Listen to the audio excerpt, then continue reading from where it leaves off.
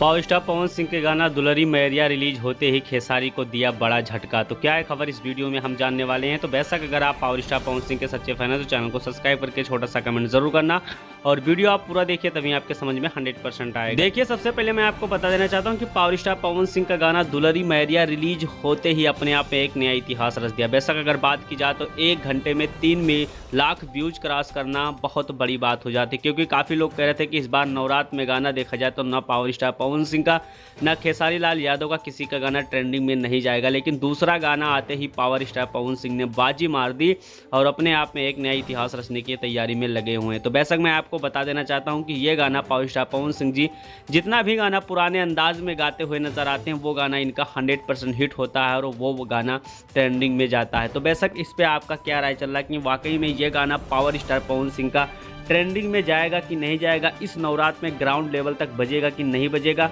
तो बेशक 100% है कि ये गाना पावर स्टार पवन सिंह का ग्राउंड लेवल तक बजेगा और ये गाना 100% ट्रेंडिंग पर ही जाएगा। लेकिन अभी तक खेसारी का कोई ऐसा रिस्पॉन्स नवरात्र के गाने पे नहीं मिला है। तो बेशक इस पर आपका क्या राय चल रहा है, जो भी राय चल रहा है कमेंट बॉक्स में कमेंट जरूर करिए और बहुत जल्द मिलते हैं अगले नेक्स्ट अपडेट के साथ।